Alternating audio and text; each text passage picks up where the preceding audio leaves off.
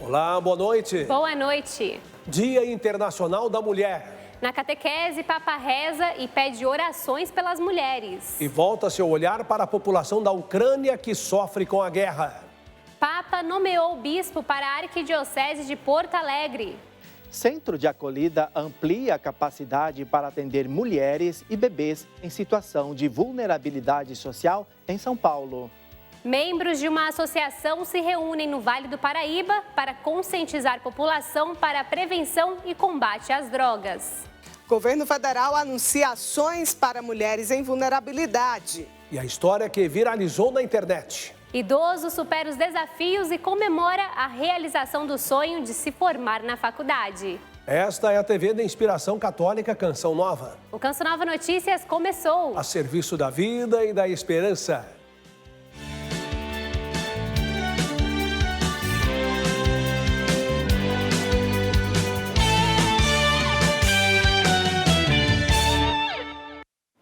Durante a catequese de hoje no Vaticano, o Papa Francisco disse ver ressoar nas mulheres o desafio de acolher a humanidade, particularmente os mais pobres e sofredores, com uma característica própria do coração de Deus.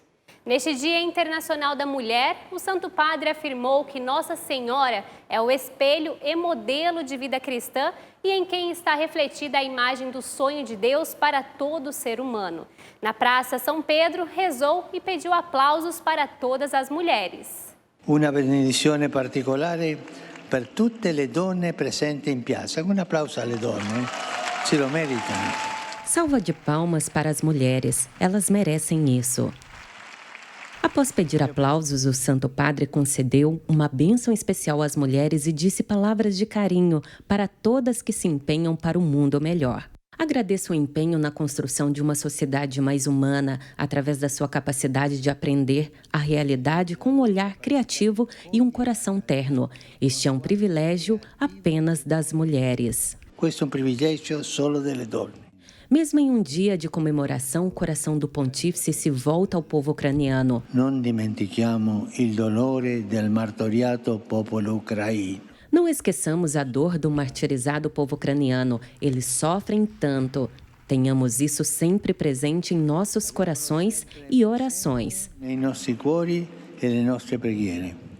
Em discurso aqui na Praça São Pedro, o Papa voltou a falar sobre a paixão pela evangelização.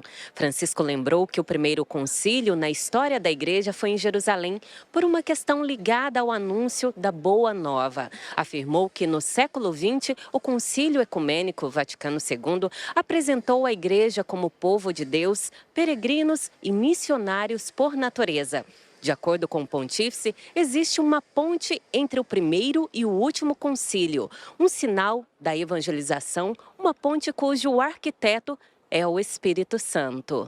O Santo Padre afirmou que para o Concílio Vaticano II a evangelização é um serviço eclesial nunca solitário, isolado e tão pouco individualista. Sendo assim, cada batizado, qualquer que seja a sua função na igreja e o grau de instrução da sua fé, é um sujeito ativo de evangelização. Todos participam da missão da igreja, de Cristo Rei, sacerdote e profeta. E in essa la missione del Cristo Re, sacerdote e profeta. O governo federal lançou hoje uma série de medidas para a valorização das mulheres. Nós vamos chamar Liana Nunes em Brasília para falar dessas ações previstas. Liana, boa noite. Boa noite a você e a todos. É isso sim, viu? Entre elas está a criação de novas casas da mulher brasileira. O aumento das penalidades para empregadores que pagam salários menores para mulheres em relação aos homens em cargos idênticos também fez parte do pacote. A cerimônia de lançamento dos programas foi marcada pela presença de líderes de movimentos de defesa das mulheres e de todas as ministras do governo. Mais de 10 projetos foram apresentados, entre decretos e iniciativas de lei para a discussão no Congresso. Foram anunciados o aumento da oferta de crédito para financiamento de empresas lideradas por elas, a distribuição gratuita de absorventes, a construção de novas casas da mulher brasileira, creches e a determinação da contratação por parte de empresas que prestam serviços ao governo de mulheres vítimas de violência. Durante a cerimônia foi anunciado o envio de um projeto de lei ao Congresso Nacional para combater a desigualdade de salários entre homens e mulheres.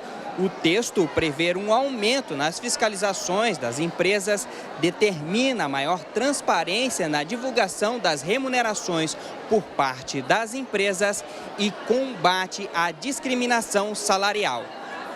Houve um tempo em que o 8 de março era comemorado com distribuição de flores para as mulheres, enquanto os outros 364 dias do ano eram marcados pela discriminação, o machismo e a violência.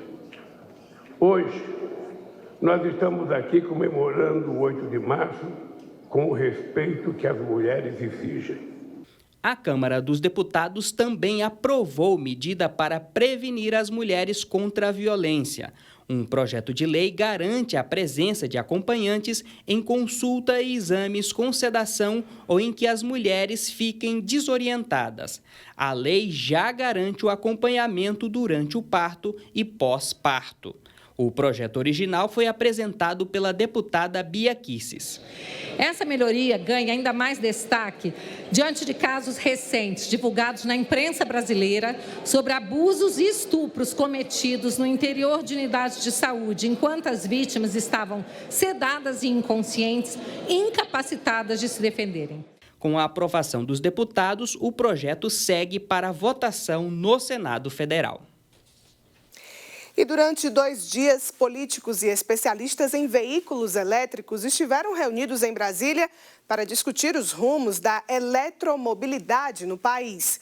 Vamos saber de mais detalhes na reportagem de Camila Castro. Eles são silenciosos, tecnológicos e possuem um design moderno. Os veículos elétricos ganham cada vez mais espaço no mercado. Afinal, além de gastarem menos por quilômetro rodado, também ajudam a preservar o meio ambiente com menos emissão de carbono na atmosfera. O combustível também pode ser gerado a partir de fonte de energia limpa, um verdadeiro aliado da natureza. Há diferentes modelos no mercado. Podem ser híbridos com funcionamento a partir de combustíveis fósseis ou movidos totalmente pela eletricidade. É necessário que também haja a expansão dessas fontes de geração de energias renováveis, porque não adianta você estar colocando um veículo puramente elétrico, que a priori ele não emite nenhum poluente atmosférico mediante sua operação direta, mas que ele se alimenta de uma fonte que está sendo produzida, por exemplo, com uma termoelétrica a diesel, por exemplo. Mas no Brasil, o mercado precisa melhorar e muito. Os obstáculos enfrentados pelos carros elétricos aqui no país podem começar até mesmo pelos preços. Um carro de passeio desse, por exemplo, ultrapassa os R$300 mil. Por isso, tem gente optando pelas motos e até mesmo pelos monociclos elétricos. Se você faz uso para mais vias urbanas e tal, e que não precisa carregar peso, e é um uso individual, ele é ideal. Uma das principais reivindicações do setor está na esfera governamental, como a criação de uma política nacional de eletromobilidade. A iniciativa daria mais confiança e suporte a fabricantes, concessionárias e usuários. O Congresso da Mobilidade e Veículos Elétricos em Brasília reúne especialistas no assunto. Acho que existem muitas barreiras de mercados que impedem o nosso crescimento. A eletromobilidade trouxe muitas vantagens para a sociedade, né? Em termos de transporte, em muitos setores. Quem trabalha com a comercialização de carros elétricos sabe que os brasileiros estão de olho nessa tecnologia. É tecnologia associada com o meio ambiente, associado com economia também de combustível, então você não frequenta mais um posto de gasolina. Na tomada da sua casa você recarrega o seu próprio carro. Em Osasco, região da Grande São Paulo, parte do teto do Osasco Plaza Shopping, que servia de estacionamento, desabou na tarde de hoje. O vídeo recebido por nossa produção mostra o momento que o teto cede e desmorona. Os veículos estacionados no local caíram no corredor lateral do prédio. Ainda não há informações sobre vítimas. A prefeitura interditou o shopping e abriu investigação para apurar as causas do acidente. Uma colisão entre dois trens em São Paulo causou transtornos a milhares de passageiros nesta quarta-feira. Vamos à capital paulista, onde está Sidney Fernandes, que tem as informações. Boa noite, Sidney. O acidente aconteceu na linha 15 prata do metrô paulista, que atende passageiros da zona leste de São Paulo. Boa noite a você e boa noite a todos. Os trens colidiram por volta de 4h30 da manhã e no momento da batida não havia usuários. O acidente causou lentidão no trânsito e passageiros tiveram dificuldades de deslocamento. Segundo informações do metrô, o acidente aconteceu antes do início das operações comerciais, durante a movimentação de posicionamento dos trens. Portanto, não havia passageiros. Devido à colisão, a operação foi interrompida em toda a linha a partir das 7 da manhã. O Plano de Apoio entre Empresas em Situação de Emergência, o PAESE, colocou 40 ônibus à disposição dos usuários. A linha 15 prata do metrô paulista atende 115 mil pessoas diariamente. Na tarde de hoje, a partir da 1h, os trens foram posicionados e a circulação retomada em alguns trechos. Técnicos trabalham no local para apurar os motivos da colisão. E agora o assunto é solidariedade em favor das mulheres. Aqui em São Paulo, o Centro de Acolhida Amparo Maternal, instituição católica que é referência no acolhimento de mulheres e crianças em situação de vulnerabilidade social, ampliou a capacidade de atendimento. Aline Mércio e Antônio Matos foram conferir e contam pra gente.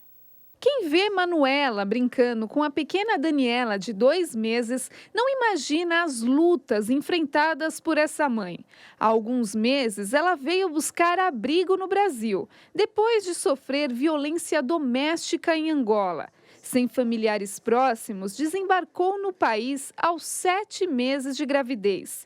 Sem destino e sem contatos, recebeu ajuda e chegou ao Amparo Maternal, onde está com a filha até hoje. No momento que eu estava desamparada, no momento que eu estava desesperada, sem mais esperança de nada, Deus mostrou meu caminho para Amparo. Acolhimento, carinho e cuidados. No Amparo Maternal, as mães grávidas ou com filhos recém-nascidos ganham toda a atenção necessária. A Associação Amparo Maternal é uma instituição que acolhe mães, gestantes e seus bebês em situação de vulnerabilidade social, fundada em 1939 por Madre Domenech, uma freira franciscana, com o apoio do cardeal em época Dom Gaspar. É casa para dar alternativas de esperança, um novo caminho para essas mulheres que querem salvar a vida do seu filho, que querem dar luz. Um dos motivos para comemorar o Dia Internacional da Mulher por aqui é a ampliação dos atendimentos. A instituição vai também receber mães grávidas e puérperas, acompanhadas de seus filhos de até 5 anos de idade. E o número de acolhidas passa de 50 para 100. O prefeito de São Paulo, Ricardo Nunes, esteve no Amparo Maternal na manhã de hoje. Tomou café com as acolhidas e ressaltou o apoio nessa ampliação. A gente não pode deixar de ter uma situação onde a pessoa precise da vaga e a gente não ter. Por isso que a gente dobrou. Então, dobrando 100% para poder ter vaga nesse momento dessa mãe que é tão especial e tão delicado. Hoje, mais do que homenagear as mulheres, é se reconhecer o direito que elas têm, a justiça, a proteção e a garantia das suas vidas. Para suprir os custos com a casa, o Amparo Maternal lançou hoje uma revista que, entre outros temas, inclui histórias de vida das acolhidas. Enquanto embala a pequena Daniela, Manuela lembra, jamais pensou em desistir de ter sua filha. Só que agora ela sabe que pode contar com amparo. Não sou mãe sozinha, graças a Deus. Parabéns a ela e a tantas outras mulheres que promovem a vida em tantas situações de extrema dificuldade. Nós ficamos por aqui, mas amanhã tem mais informações direto de São Paulo. Boa noite a todos e que Deus abençoe as mulheres do Brasil e do mundo. Yara e Reinaldo. Obrigado, Sidney. Boa noite para você. Bom descanso. Até amanhã. O Papa Francisco nomeou hoje um novo bispo auxiliar para a Arquidiocese de Porto Alegre, no Rio Grande do Sul. Padre Juarez Albino Destro é sacerdote religioso da Congregação dos Rogacionistas do Coração de Jesus e assessor da Comissão Episcopal para os Ministérios Ordenados e a Vida Consagrada da CNBB. Padre Juarez nasceu em Criciúma, Santa Catarina, tem 55 anos e foi ordenado padre em 1996. Uma das ações da Canção Nova é promover a vida e a família e construir um ambiente de amor e paz. Este gesto evangeliza e acontece porque muita gente contribui para que esta canção seja cantada todos os dias com boas obras. O ministro dos Direitos Humanos e Cidadania, Silvio Almeida, se posicionou a favor da descriminalização das drogas no país. Voltamos a Brasília com a Liana Nunes para saber da repercussão dessa fala. Liana, é com você. Olha, o ministro disse que defende a causa para que haja redução na população carcerária. O ministro Silvio Almeida também pediu ao Supremo Tribunal Federal que julgue a ação parada desde 2015 que analisa a descriminalização das drogas. Nossa equipe conversou com o Frei Rogério Soares, responsável pelas obras sociais da Arquidiocese de Brasília, sobre essa problemática da dependência química que afeta tantas famílias no Brasil e no mundo. Que a droga é um grande mal, todo brasileiro já sabe. Descriminalizar as drogas é um passo muito perigoso.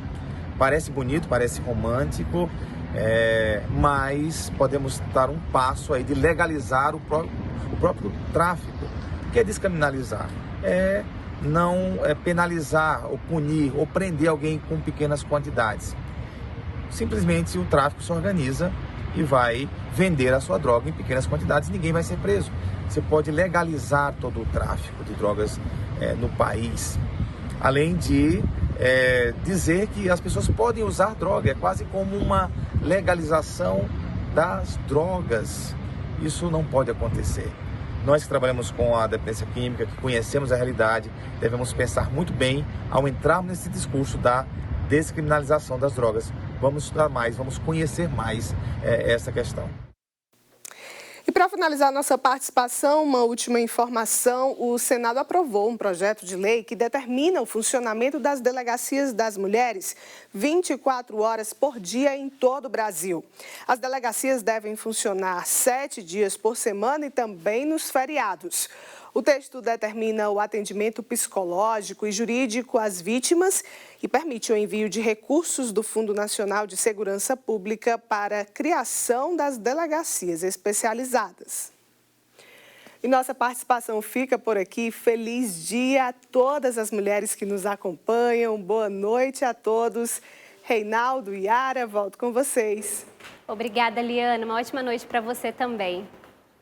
Esta semana, representantes da Associação Coalizão, cuja missão é conscientizar sobre a prevenção e o combate às drogas, se reúnem em alguns municípios do Vale do Paraíba, no interior de São Paulo. A cidade de Cachoeira Paulista, onde fica a sede da comunidade Canção Nova, também faz parte dos municípios pertencentes à Associação Coalizão.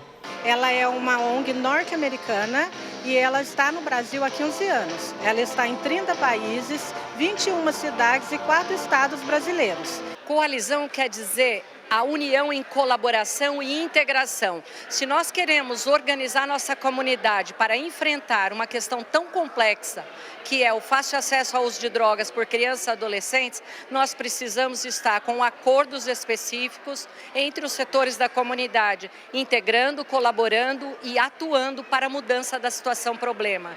E trabalhamos à base da evidência e da ciência. De acordo com o relatório mundial sobre drogas, em 2020, cerca de 275 milhões de pessoas usaram substâncias ilícitas e outros 36 milhões tiveram algum transtorno relacionado ao uso de entorpecentes. A maconha e a cocaína estão entre as drogas mais consumidas.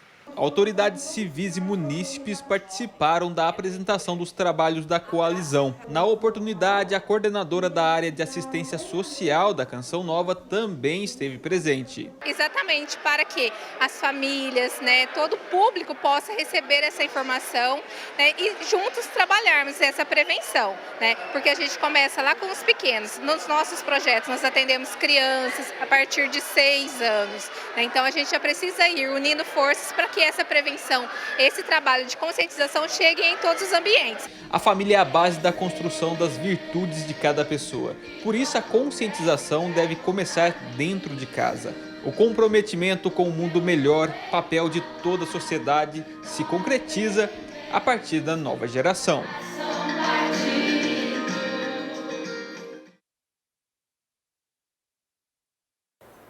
A chuva mais uma vez preocupou os moradores de Minas Gerais. Há muitas cidades alagadas e famílias desalojadas. Vamos conferir a previsão do tempo para todo o Brasil.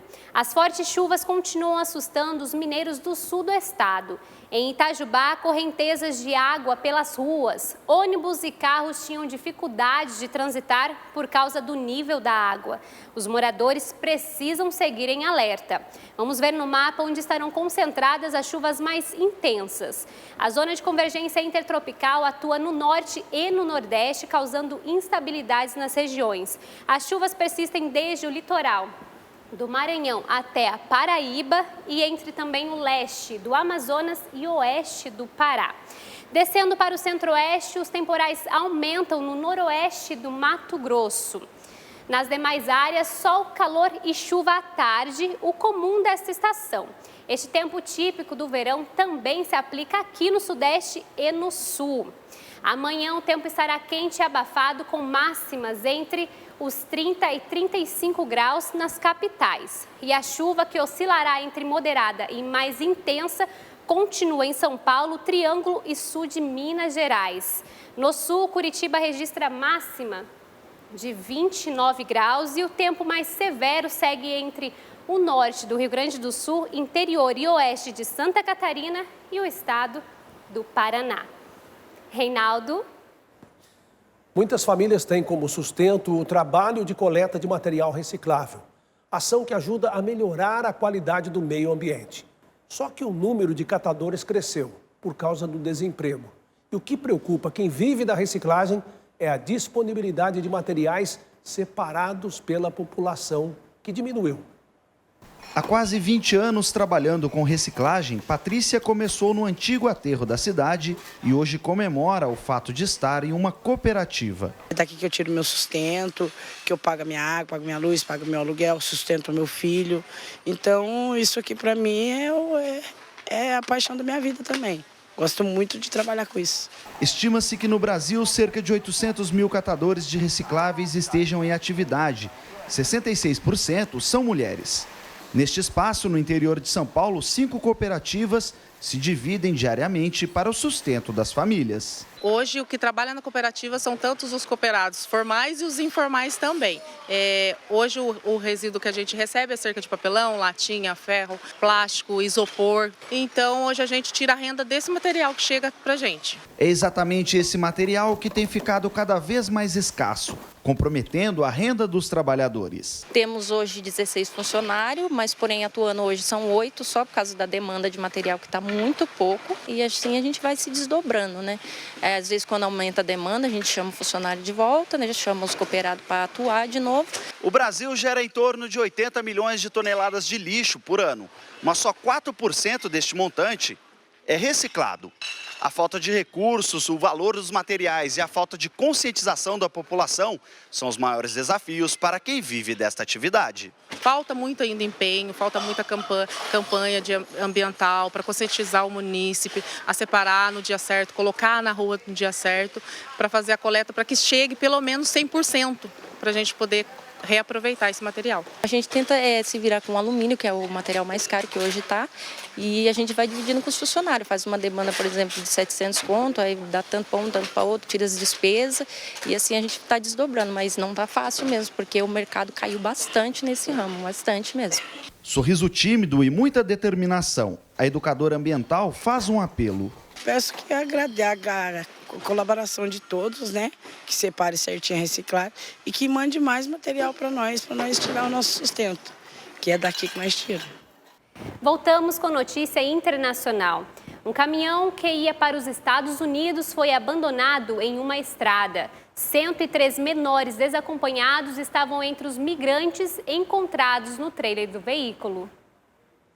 O Instituto Nacional de Migração do México encontrou o trailer sem motorista, equipado com ventiladores, esta semana na cidade de Veracruz. Esta é uma das maiores descobertas de crianças migrantes viajando pelo país. 103 menores, a maioria da Guatemala, estavam desacompanhados. Além deles, 212 adultos vindos de Honduras, El Salvador, Equador e Guatemala. E de acordo com a autoridade migratória, outras 28 pessoas, que formam várias famílias salvadorenhas e guatemaltecas, também estavam no trailer. As crianças foram colocadas sob custódia do Sistema de Serviços Familiares de Veracruz. Já os outros migrantes serão processados por entrarem de forma ilegal no México. Em janeiro, as autoridades mexicanas já haviam encontrado 57 menores da Guatemala sozinhos em um posto de controle perto da fronteira dos Estados Unidos com o México e outros 20 menores em um grupo formado por centro-americanos no estado de Chiapas, no sul do país. No sul de Minas Gerais, Sebastião Roberto fez questão de dividir a alegria pela concretização de um sonho com alguém muito especial. Na verdade, uma das mulheres mais importantes da vida de quem concluiu um curso superior aos 78 anos. No Dia Internacional da Mulher, a homenagem é para a mãe, que aos 97 anos festejou a vitória do filho, mesmo sem sair de casa. Eu formei, Um desfecho emocionado e marcante na vida de Sebastião Roberto, a colação de grau na faculdade. A felicidade é tanta que o formando de 78 anos quis compartilhar com a mãe, Dona Geralda, de 97 anos. Já não foi lá, né, mãe? Já não foi lá, né? Eu vim aqui. Já não foi lá, eu vim aqui. Ter um diploma do ensino superior sempre foi um sonho para seu Beto, como gosta de ser chamado. Desejo que ele deixou de lado para criar e educar os filhos. E foi justamente um deles que inscreveu o pai no curso de gestão financeira durante a pandemia. E eu fiquei assim, meio paranoico com essa pandemia. E aí eu não dormia, eu ficava andando para a casa inteira, eu não comia. Aí a minha esposa, a Selma, chamou o Dimas, que é professor, é o nosso filho do meio, né? E falou para ele, ó, precisa arranjar alguma coisa pro teu pai fazer. E aí ele falou, aí um dia ele chegou e falou assim, o pai, vamos estudar, fazer uma faculdade? O curso foi na modalidade à distância. Seu Beto foi um aluno dedicado e contou com a ajuda da família quando foi necessário. Eu tenho os netos que estão estudando, estão no auge assim, da escola, então com a matéria fresca na cabeça. Então, quando eu tinha dúvida, eu recorri a eles. Foram 2 anos de dedicação e o fruto de tanto esforço chegou no fim do mês passado. O filho que fez a inscrição de seu Beto e é professor na faculdade onde ele estudou, teve a missão de entregar o tão sonhado diploma.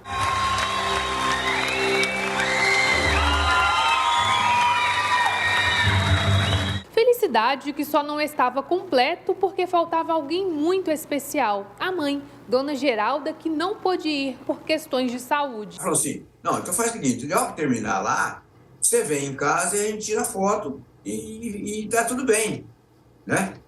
Aí eu falei com o Dimas, Dimas, será que a direção da escola não autoriza eu vir com a beca para casa para me tirar uma foto com a mãe, que fica mais original, né? Porque só com diploma não fica tão bonito, né? A chegada do filho de beca e com o diploma na mão, claro, emocionou. Isso que eu queria. Não tem importância da idade, não. O importante é você formar e ter um diploma na tua mão que você tem. Emoção e inspiração sobre a importância de nunca desistir dos sonhos e valorizar aqueles que são suporte durante o caminho.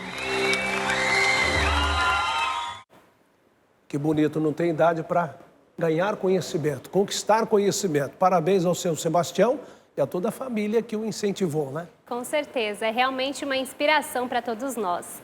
Antes de encerrar o Canção Nova Notícias, vamos conhecer a história de uma mulher que encontrou seu lugar no campo da ciência para viver sua vocação. Pois é, ela é doutora em farmácia e este ano conquistou um prêmio internacional por desenvolver pesquisa que melhorou o tratamento de pacientes com ferimentos infeccionados.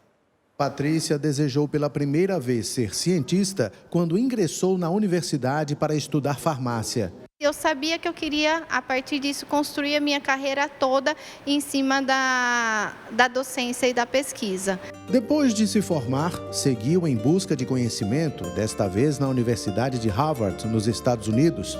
Hoje é doutora e desenvolveu uma pesquisa voltada para curativos inteligentes com nanotecnologia para tratamento de feridas infectadas. Na foto, as nanopartículas são essas bolhas que, em contato com a pele do paciente, auxiliam no tratamento. E ele é um curativo que, na hora da troca, ele vai liberar um anestésico de forma rápida para proporcionar conforto para o paciente. E, ao mesmo tempo, enquanto ele estiver em contato com a ferida, ele vai liberar lentamente o antibiótico, de forma que todo o tempo o paciente fique coberto com a medicação, por conta do uso da nanotecnologia. O estudo rendeu reconhecimento internacional. Uma empresa multinacional anunciou em fevereiro deste ano as vencedoras do projeto 25 Mulheres da Ciência da América Latina. O objetivo desse prêmio é reconhecer as cientistas que, por meio do seu trabalho, melhoraram a vida das pessoas e de suas comunidades. Das 25 mulheres selecionadas, 8 são brasileiras. Eu fiquei muito emocionada. Chegar nas 25 era lutar por uma colocação muito boa, né? Para eu conseguir ser selecionada. Eu não esperava, não. A presença das mulheres nas ciências exatas já existe há séculos. Marie Wilkman Kirk foi a primeira mulher a descobrir um cometa. Marie Curie, ganhadora de 2 prêmios Nobel, e é considerada a mãe da física moderna por seu trabalho com radioatividade. Hedy Lamarr, criadora da tecnologia Wi-Fi e Bluetooth, usada em celulares e redes móveis. Gertrude Bell Elion, vencedora do Prêmio Nobel por criar medicamentos para amenizar sintomas da AIDS, leucemia e herpes. Embora seja inegável o protagonismo feminino na história da ciência, somente 36% das bolsas de iniciação científica do Conselho Nacional de Desenvolvimento Científico e Tecnológico, o CNPq, são destinadas às mulheres no Brasil. Para a doutora Patrícia, o reconhecimento internacional de sua pesquisa pode estimular novas gerações de mulheres cientistas. Como eu sou a primeira pesquisadora em Sergipe, eu espero que nos próximos editais muitas outras se candidatem e tenhamos muitas outras mulheres nos representando.